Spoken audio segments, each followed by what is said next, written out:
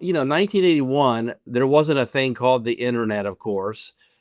There weren't iPhones and smartphones and all of this. And our children, you have, I think you told me you have two kids. I have five. And yeah, it's a struggle for parents to monitor and manage online activities because in the back of our brains as parents, we're always thinking, well, something could go really wrong here. We hear the stories. Uh, Talk about the changing nature of crime today and how the National Crime Prevention Center, what are you guys doing to kind of tackle that? Sure. So we evolve. Criminals tend to be early adopters to technology, and that goes back as long as there was crime. Right. The printing press, the wheel. I mean, just every invention. There are people out there who are ready to do misdeeds with any invention that comes out there. So you've got to be cautious. So we constantly try to stay ahead of the curve because you got to stay a step ahead of the criminals in order to prevent a crime. You people think of calling 911, very valuable resource. It's a lifeline for millions.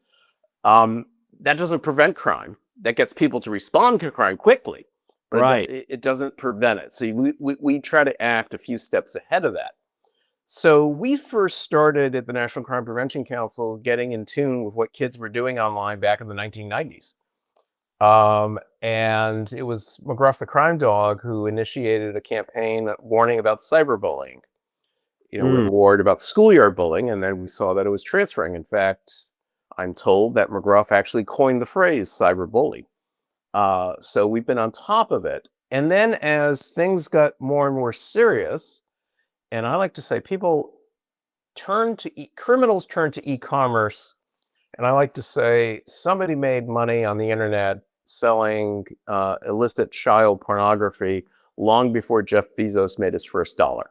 Right. And you transfer that and you think of that criminal behavior. So you've got online trafficking. There was the famous McGruff PSA. I think it was the third one they put out back in the 80s about Jenny and walking home from the schoolyard and warning her not to get in the stranger's car. So Yeah. right now, parents buy their kids a cell phone, a MacBook, or whatever, and they're home and there are predators. It's just as dangerous as that schoolyard was, if not more so. And think about it. And if you think about how drugs were sold back in the 1980s compared to how drugs are sold today, it's light years away. There's an entire online ecosystem that begins on social media. Some social media platforms are more notorious than others. Just like there were certain neighborhoods when we were growing up where you say, oh, don't walk there. I know there's going to be a drug deal. Yeah. The same way we talk about Snapchat a lot. It is a virtual drug market. And how that ecosystem begins is a pusher, a dealer. They scan who's looking for what. Right. And they're more notorious. So if a kid is trying to get Adderall, my prescription ran out, or I don't want to talk to my parents about it, they use an emoji for Adderall.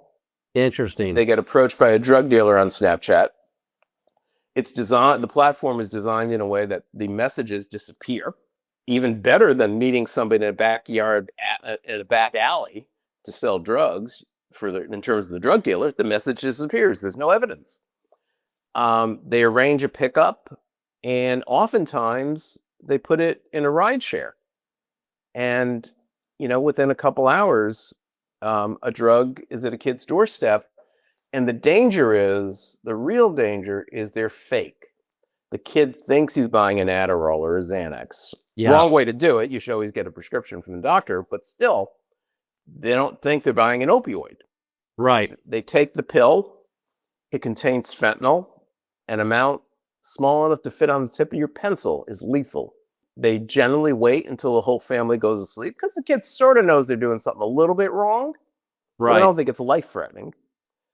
They take the pill, family's asleep. 15 minutes later, the child stops breathing. And that's how drugs are sold today.